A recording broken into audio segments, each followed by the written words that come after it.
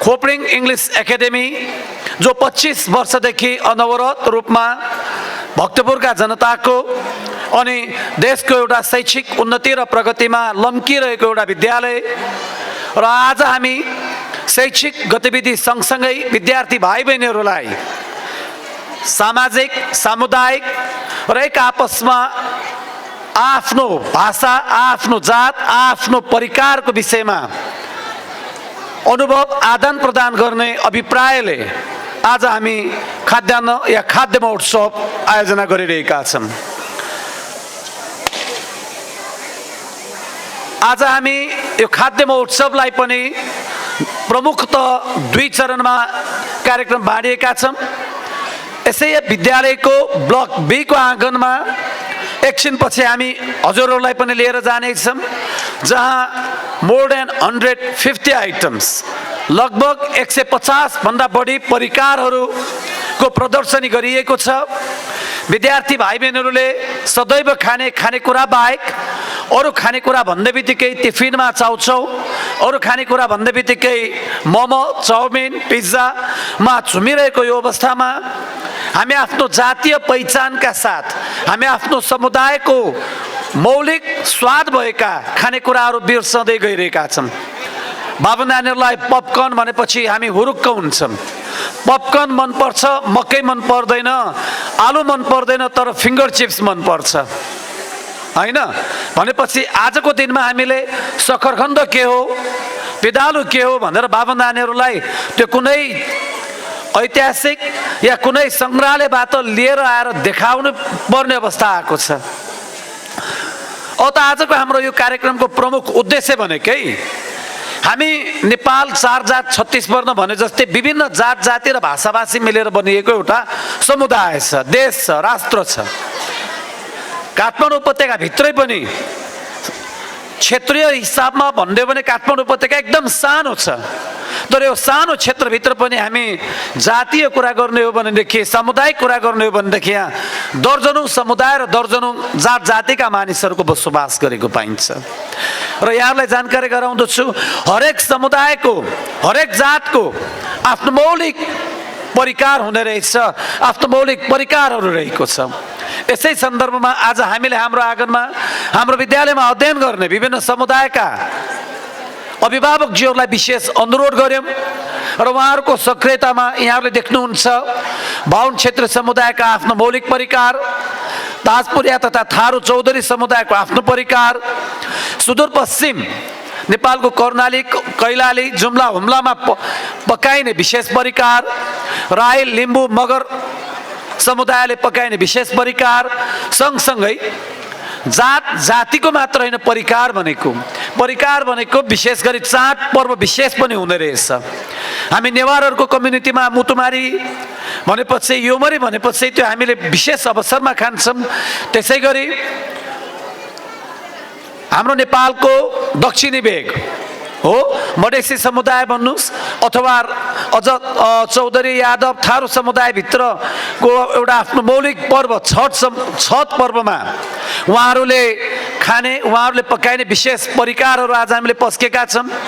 त्यसै गरी तामाङ समुदायको खाद्य पदार्थ हामीले यहाँ प्रस्तुत गरेका छौँ।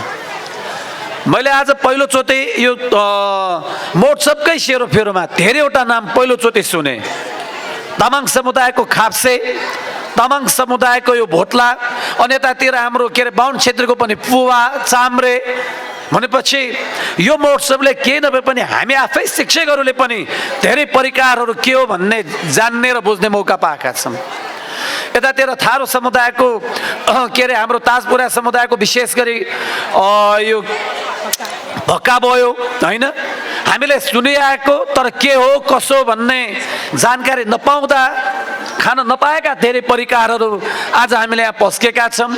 पक्कै पनि यो एउटा विद्यालयको प्रवर्धनको लागि गरिएको विद्यार्थी भाइ बहिनीहरूलाई आफ्नो समुदायको खानेकुराहरू परिकारहरू एक आपसमा परिचय गराउने, एक आपसमा ती कुराहरू जानकारी गराउने उद्देश्यले प्रस्तुत गरिएका हुन् भनेदेखि अत्यन्तै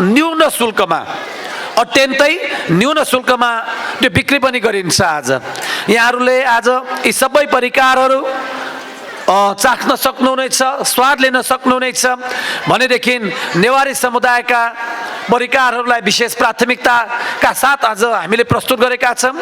जस्तै वो, चतामारी, बारा, त्यसै गरी योमरी र विशेष गरी त्यसमाथि पनि आज हामीले भोजकै पनि आयोजना गरेका छौँ। नेवारी सुकुल भोए भनेर भोज बस्ने। आजको दिनमा कहीँ कतै कुनै छिमेकीको आफन्तको निम्तो आयो भनेदेखि सर्वप्रथम बालबालिकाले सोध्ने पहिलो प्रश्न पार्टी हो कि सुकुल भोए भनेर सोध्ने गरिन्छ।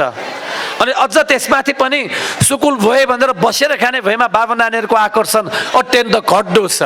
तर हामीले हाम्रो विद्यालयका कक्षा 8का भाइ बहिनीहरूको पाठ्य पुस्तकमा पनि समयपछि के हो र झोए भोए के हो भनेर हामीले पढाउनु पर्दछ।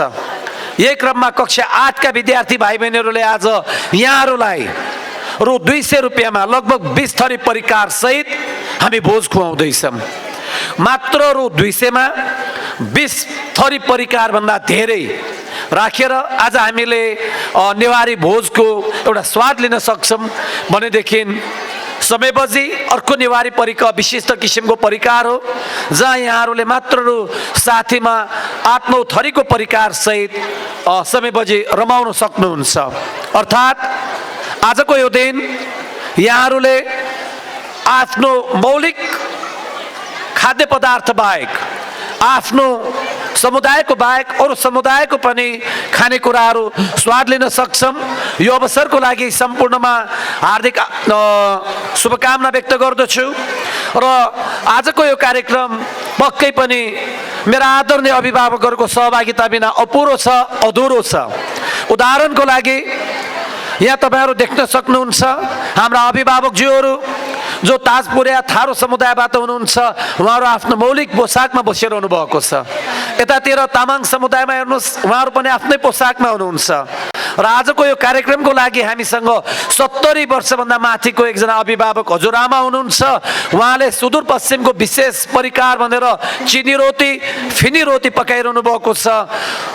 उहाँको त्यो सहयोग, उहाँको त्यो मेहनत पक्कै पनि हामी सबै अभिभावकहरूको लागि एउटा उत्साह हो, विद्यालयको लागि एउटा ऊर्जा हो। र आगामी दिनहरूमा हामी यी र यस्ता कार्यक्रमहरू अझ व्यवस्थित, अझ भव्य र अझ बृहत समुदायका मानिसहरूको सहभागितामा गर्न उत्सुक छौँ। अत आजको यस कार्यक्रममा सर्वप्रथम यहाँहरू सबैलाई हार्दिक स्वागत। सँगसँगै यो कार्यक्रमलाई भव्य र सभ्य रूपमा सफल गर्न हामीलाई हिजो अस्तिदेखि अनवरत रूपमा सहयोग गर्दै आइरहनुभएका सम्पूर्ण अभिभावकज्यूहरूप्रति हार्दिक आभार पनि व्यक्त गर्दछु। र अन्तमा दोस्रो त्रैमासिक परीक्षाको नतिजा वितरण पनि आज हामी गर्न गइरहेका छौँ। पक्कै पनि विद्यालयको मेरुदण्ड शैक्षिक क्रियाकलाप हो। शैक्षिक क्रियाकलाप अर्थात् शैक्षिक गतिविधि हाम्रो मेरुदण्ड हो। यी गतिविधिहरू बिना विद्यालय अपुरो छ। आज सञ्चालन गरिरहेका यी गतिविधिहरू पक्कै पनि हाम्रो लागि एउटा यो प्रवर्धनात्मक कार्यक्रम भए तापनि नतिजाप्रति विद्यालय अत्यन्त सिन्सियर छौँ, अत्यन्त हामी सजग छौँ। र विद्यार्थी भाइ बहिनीहरूले वैशाखबाट आज मङ्सिरसम्म किताबमा हासिल गरेका ज्ञान र गुणका कुराहरूको मूल्याङ्कन गर्ने एउटा विधि र मेसो हो नतिजा प्रकाशन र परीक्षा। सम्पूर्ण विद्यार्थी तथा अभिभावक महानुभावहरूमा यो कार्यक्रम लगत्तै सम्पूर्ण विद्यार्थी भाइ बहिनीहरूको नतिजा पनि ग्रहण गरिदिनु न अनुरोध गर्दै पुनः एकपटक यहाँहरूलाई हार्दिक स्वागत गर्दै बिदा हुन्छु। धन्यवाद।